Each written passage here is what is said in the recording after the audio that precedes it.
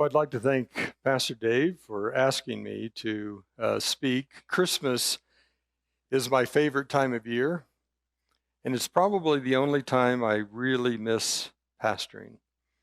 Um, the Christmas store, the different things that we would do in our church, and reaching out into the community, it's really significant. And it's exciting that Newday is connected to the community, because that's being the hands and feet of Jesus, and it's a beautiful thing. And Christmas is just this magical time, and I use that word on purpose because actually the title of the sermon is The Miracle of Christmas. So why do we say it's a magical time? It sounded natural, didn't it, for me to say it was a magical time? But magic is sleight of hand, right? It's not real. And so in a secular world, we don't like to use the word miracle that much, because that would indicate that there's a higher being that's actually intervening in ways that we don't. And I've struggled with what miracle actually means. I really got into struggling with it the most when I went to medical school. And what is a miracle? For a long time, I've thought, well, actually, science is the study of miracles. Have you noticed that we have less and less miracles over time because we explain them? I can remember talking to a scientist once and saying, well, the rainbow, well, we can explain that. That's not from God. So just because we can explain something, does that mean it's not a miracle? That's something that I would have you maybe have us all think about. But the miracle of Christmas, there's so many topics on Christmas. I mean, I think that we could have a 52-week sermon series on Christmas, and it would culminate at Christmas. That would be kind of like what I would like to do, because that's how much I love Christmas. But I'm going to focus on miracle for a few moments here. As I said, I was in medical school when I really started thinking about what is a miracle, and I would see, certainly by the time I was a third-year medical student, I would see babies that were really sick and I thought would die except for a medical intervention. I would see mothers who had severe bleeding and could die except for a medical intervention.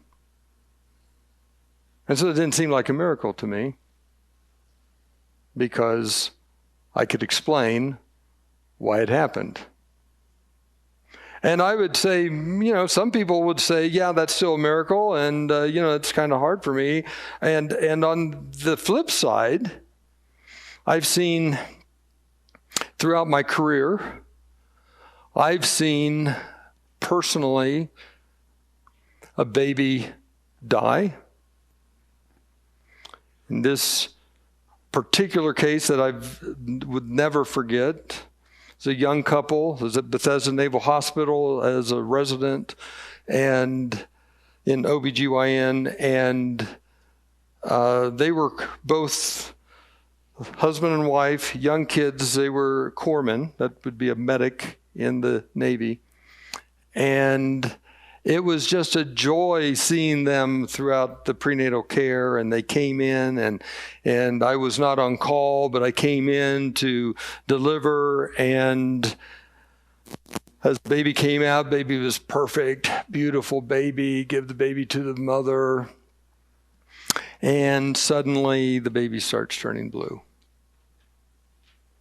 And like, what's going on? So we take it to the isolette, resuscitate the baby, but subsequently realized that it had a severe congenital defect that could not be corrected. And the baby died in about 24 hours after birth.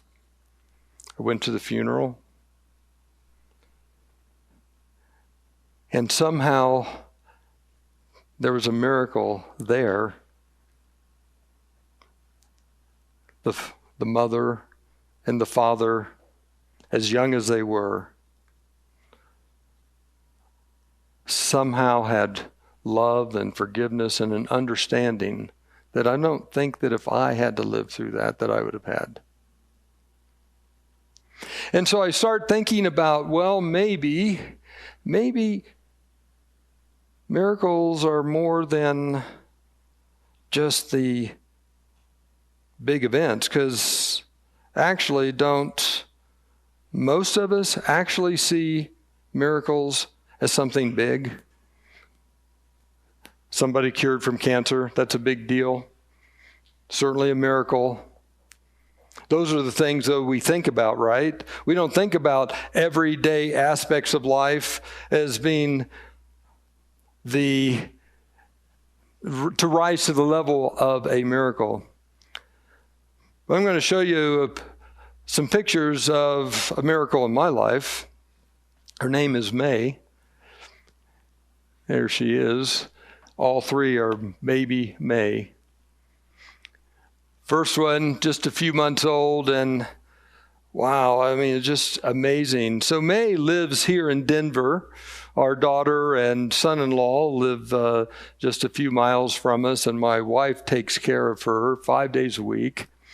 And she and I thought and prayed about when our daughter Kelsey said, "Mom, this is going to be your baby, because I want you to take care of her 5 days a week, when I'm at work." And well, I don't know. A lot of Pam's friends said, "No, you don't do that. You can't be a grandparent if you're that. You're a babysitter all the time." And so we prayed and thought about it and said, well, there's got to be some things that align for that to even happen. First of all, you have to have a daughter that wants you to take care of her daughter. That's a gift. That's maybe a miracle. And I don't mean that in a negative way. I mean, it really is, and they have to live close enough. We have 3 kids, and it's the only daughter that lives close. So she can't take care of Fritz and Henry, who live in Redlands, California. Our son's 2 boys. And so it's a real gift, and maybe that is a miracle. It's a miracle that it's a bad week when I only see May 2 times, as opposed to 5 or 6 times, or the privilege of taking care of her, though sometimes I don't always feel this way, for the entire weekend. In fact, this last time she's in her 2s, and she was a challenge, I have to say. Last weekend, we had her for a couple nights while our kids went on a little trip.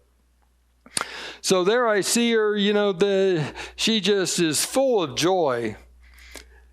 You can see in that bottom picture, totally full of joy.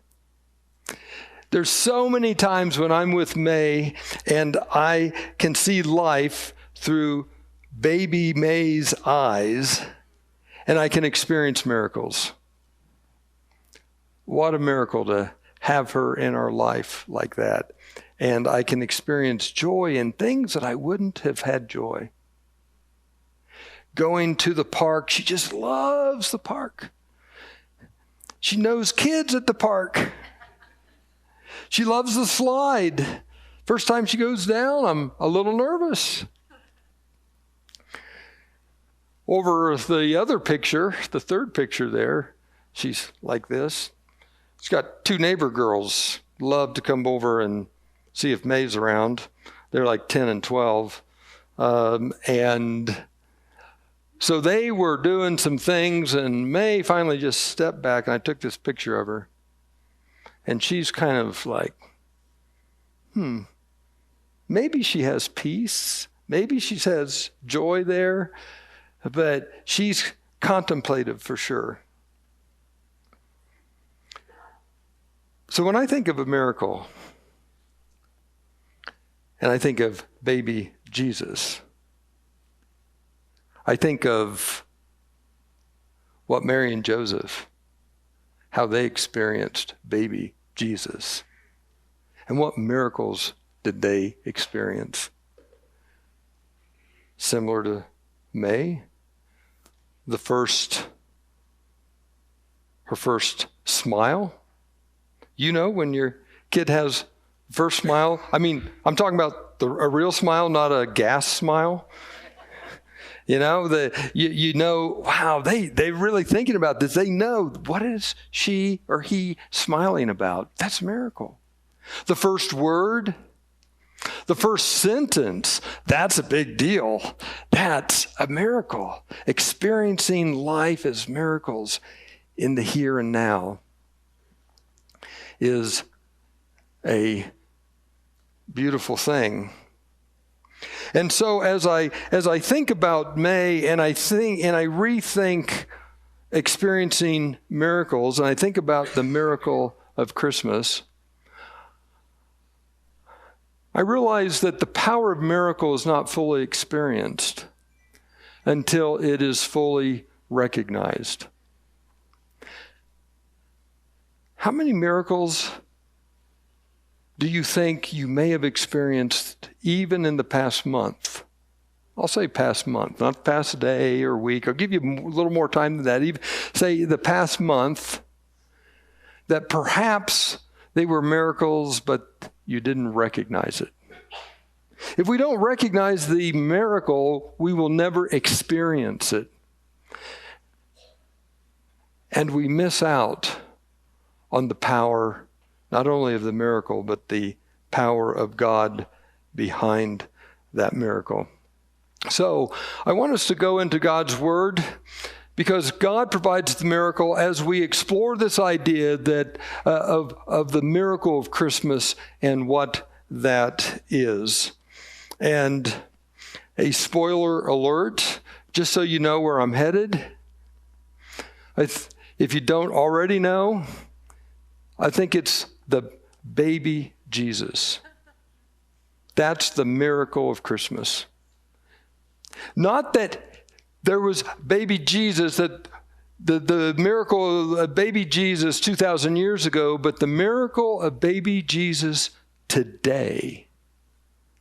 Today. And I want to challenge us to think about that as we look at a few passages. So when we look into the Old Testament, we see that Israel has this story that is similar to our story. Israel in Isaiah's day had been conquered by Assyria in 733 BC. And so here they are, conquered, humiliated, oppressed. They've got to be angry. They're upset. But even worse, perhaps just like you and I today, because the stories in the Bible are relevant to us today because they talk about human experience. And the experience that the Israelites had at that time are the same as that we have today. And so how often do we feel oppressed? Or how often are we discouraged? We feel humiliated. And my wife is trying to disrupt the... She's... Are you FaceTiming with baby May? Uh-huh. It was Isaiah chapter 9. Yeah, Isaiah. It was Isaiah. So she's on the sermon. This is amazing. When I pastored, she would usually be sleeping, and it was really discouraging to me. Talk about Israel's story. About, I felt oppressed and it was awful. So many people would be engaged. My wife would be there. And it was, but I got, so thank God I got a call to come to Centura, and I didn't have to suffer through that or make her suffer through my sermons. I guess that would be better. So anyway, so here's Israel, and they are feeling maybe even abandoned by God. I'm sure some of us could relate to that. And we read Isaiah chapter 9, where Isaiah gives a prophecy. And please notice the past tense that he uses about a prophecy indicating that it's so certain that it will happen that it's like it's already happened. The people walking in darkness have seen a great light. On those living in the land of deep darkness, a light has dawned. You have enlarged the nation, increased their joy. They rejoice before you as people rejoice at the harvest, as warriors rejoice when dividing plunder. For as in the day of Midian's defeat, you have shattered the yoke that burdens them, the bar across their shoulders, the rod of their oppressor, every warrior's boot used in battle, and every garment rolled in blood will be destined for burning, will be fuel for the fire. For a child is born. A son is given to us. The government will rest on his shoulders, and he will be called Wonderful Counselor, Mighty God, Everlasting Father, Prince of Peace. Amazing, amazing prophecy.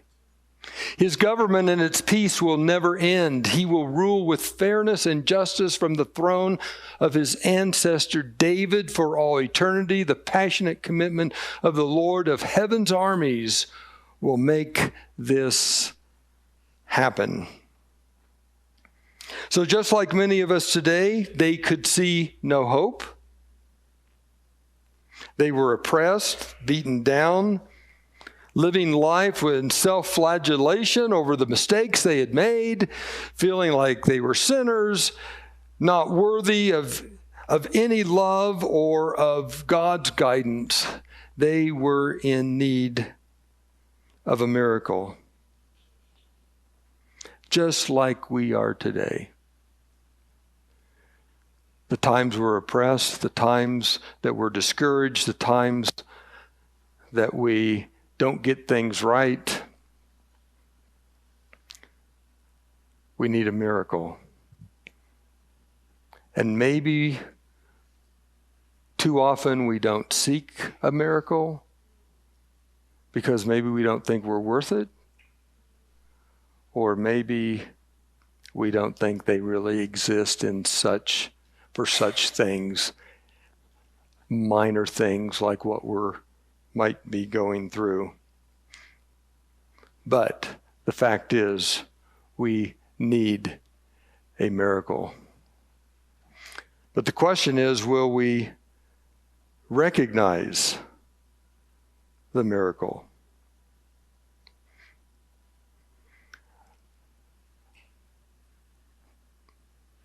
I really believe, I know in my life that there are so many times,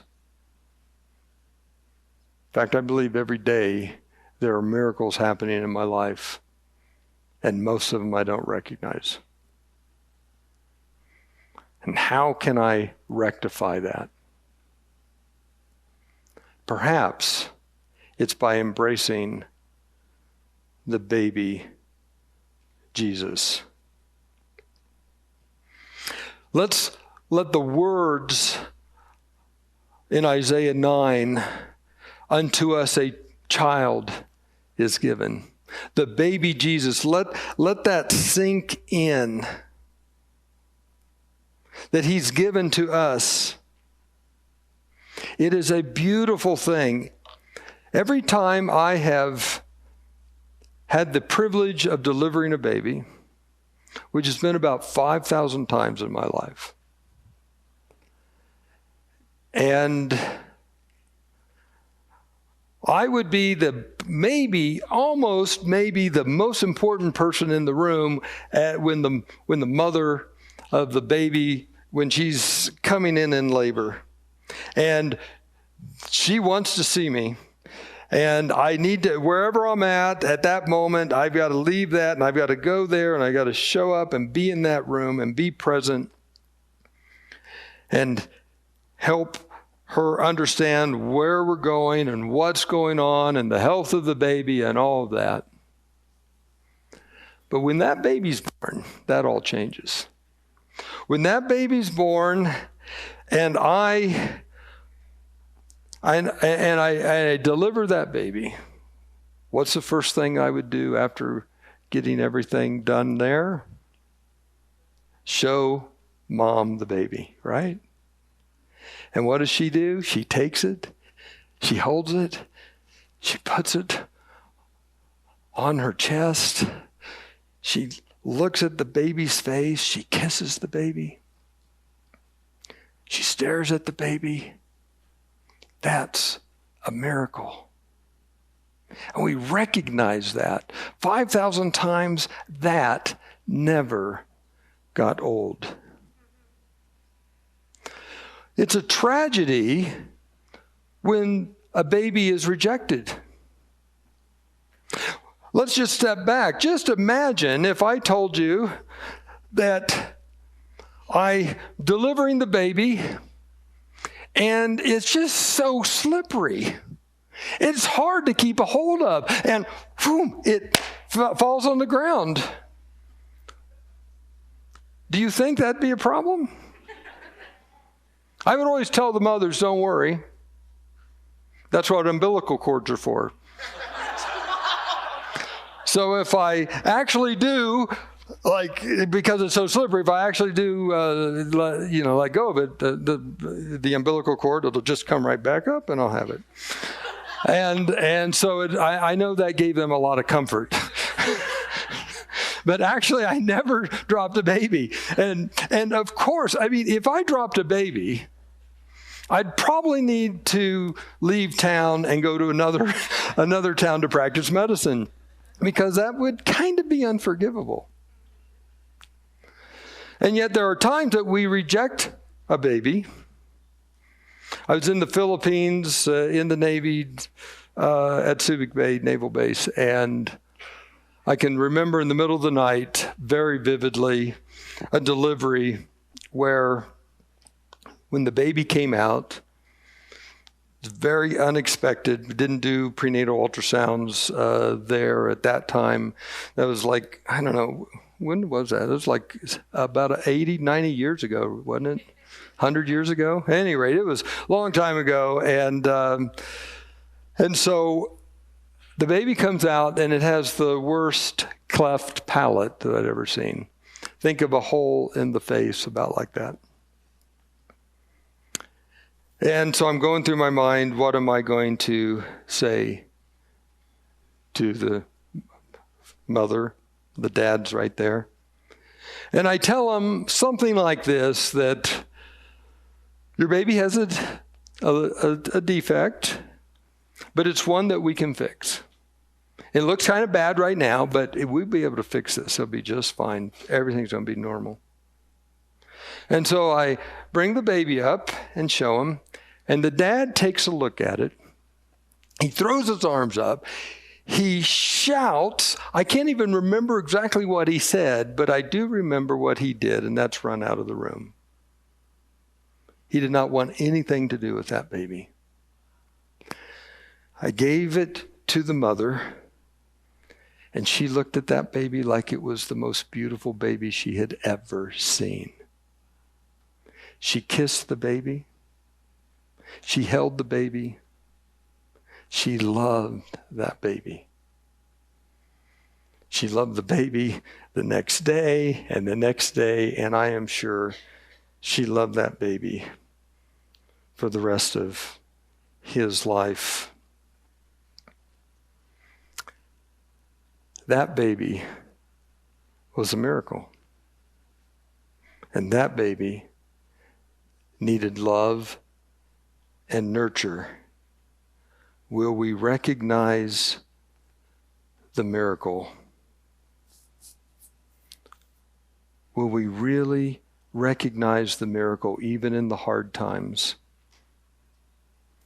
And as we think about holding that baby, just think about the fact that Jesus, baby Jesus, God, Emmanuel, God with us, in the form of baby Jesus, depended upon mother and father to nurture and feed and care for him. Now that's a miracle that God would submit in such a way.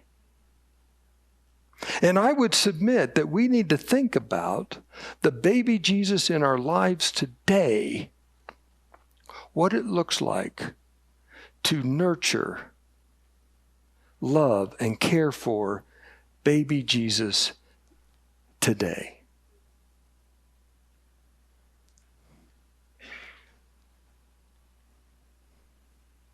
So the power of miracle is not fully experienced until it is fully recognized. In Luke here, we have Mary's story. In Matthew, we have Joseph's story. I recommend or challenge you to, exhort you to read both of these stories this week, this Christmas week, because it took the mother and the father. But let's just look at Mary's story. In the 6th month of Elizabeth's pregnancy, God sent the angel Gabriel to Nazareth, a village in Galilee, to a virgin named Mary. She was engaged to be married to a man named Joseph, a descendant of King David. Oh, she had the life. She had everything set for her. She's a young woman, very young by our standards, but not in that culture, and she was engaged to Joseph, a descendant of King David. Things are going good for her. She's expecting a good life. One day she'll even have a family. And I'm sure she's looking forward to that. Gabriel appeared to her and said, "Greetings, favored woman." Now she's even better off. The angel of God comes to her and tells her that she's favored. The Lord is with you. Well, probably like many of us today, certainly like me, when God comes to me, sometimes it's hard to believe that we're favored. Sometimes we have so many voices in our heads that we hear those voices over God's voice. And I think that may be what's going on with Mary. Confused and disturbed, Mary tried to think what the angel could mean.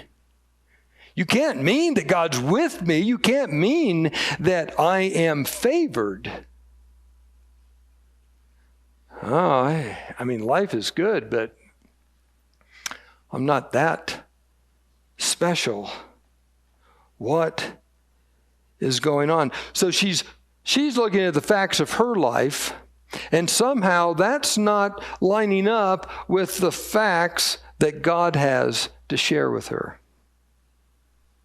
Again, are we listening to God? When we nurture the baby Jesus, maybe that's part of what nurturing baby Jesus is, to see the miracle in the baby, to see life afresh, to experience love, joy, and peace through baby's eyes.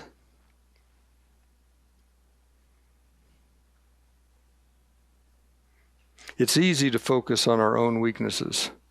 It's easy to focus on our sin, our suffering, our shortcomings, the spiritual gifts that we do not have, as opposed to the spiritual gifts that we do have. And so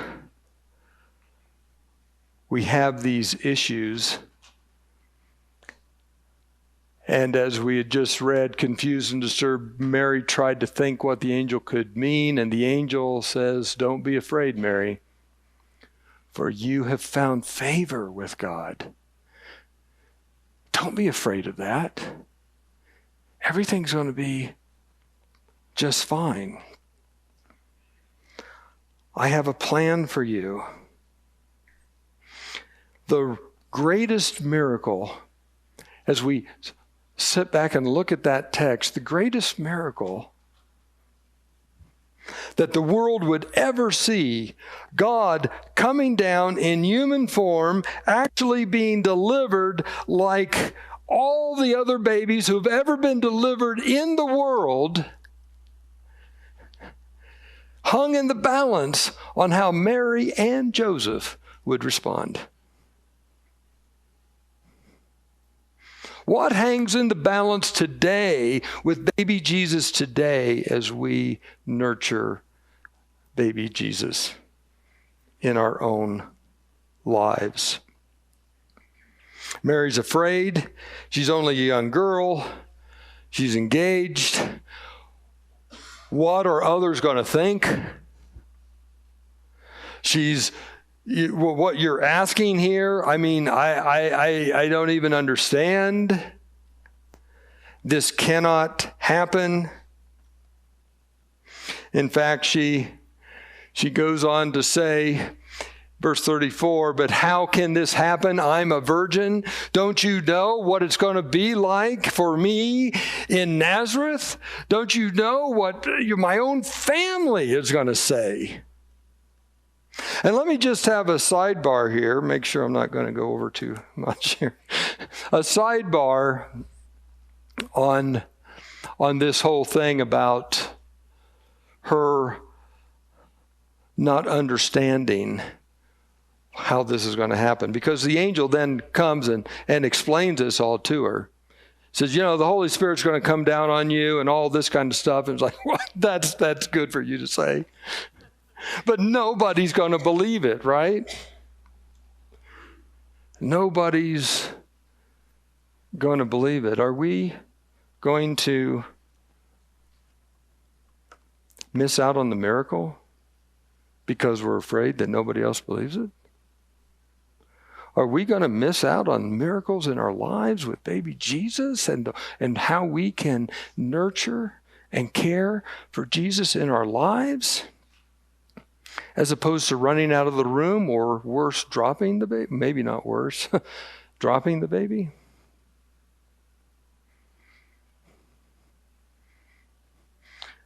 By the way, none of us really know, with all the 2,000 years later, with all the science, we still don't know how babies are conceived. We can describe it. We've got nomenclature and we've got charts, and we can show how, at 2 weeks in gestation, what the baby looks like, and at 4 weeks, and at 8 weeks, and at 3 months, and etc. But we don't understand. We don't really know. In fact, Google life. And try to see what the world, what science, anybody has to say about life. And the more you read of the articles, the more confusing you will see it is, because we don't really understand life. We really don't. There's currently, we are wondering what the world will be like 50 years from now, or even 20 years from now, with artificial intelligence. There's books out there that I enjoy at least understanding that side of life. the guy that wrote *Sapiens: A History of the World*. His latest book, I can't remember the name of it, but he's trying to give a prediction. It's kind of like Revelation, what it's going to be like in artificial intelligence is life. Talk about confusing about what is life. But all I know is that we take 2 cells from 2 different humans, and within the mother's womb, they grow to, we don't even know how many cells that we have in our bodies today, but some estimates are 70 trillion or more. We know that we have blood vessels. Most of our blood vessels have no more diameter than a single red blood cell. And I misquoted this in the first service because there are 5 million red blood cells that we can put on the tip of a ballpoint pen. Now imagine that most of our blood vessels, we estimate 60,000 miles of blood vessels in the human body, are no greater diameter than 1 red blood cell. We are living miracles. We don't understand life, and yet we can have meaning in life. And we can have a purpose and an understanding because of the baby Jesus. So Mary responded, "I am the Lord's servant. May everything you said about me come true." And the angel left. The story, talk about whether the manger is empty or not. Right here, Mary was bold enough to say yes. Mary is bold enough to say, I don't understand, but I know it's a miracle. I don't have to understand. I know the author. I know where it's coming from. And I will accept. And so today, as we wrap up here, I want you to think about the miracles in your life. And my hope, my prayer for each of us is that we may respond to the angel of God as did Mary. And that may we expect a miracle. May we experience a miracle this day. And may we be a miracle in someone's life. If you would just take these connection cards out. As Pastor Dave said at the beginning of the service, it's really helpful. Just put your information there. It's nice to know who is here, but also what we can pray for you about. The most important thing, what the prayers are, what your next steps would be. Because church is nothing without relationships. And that's what it's about. It's about connecting. It's about having a relationship with one another. It's about the journey so that we may all take care of baby Jesus together. And I would exhort you to study this week Luke chapter 1 and Matthew chapter 1. Compare and contrast Joseph and Mary's story. And think about whether you are ready for the miracles, recognizing the miracles in your life.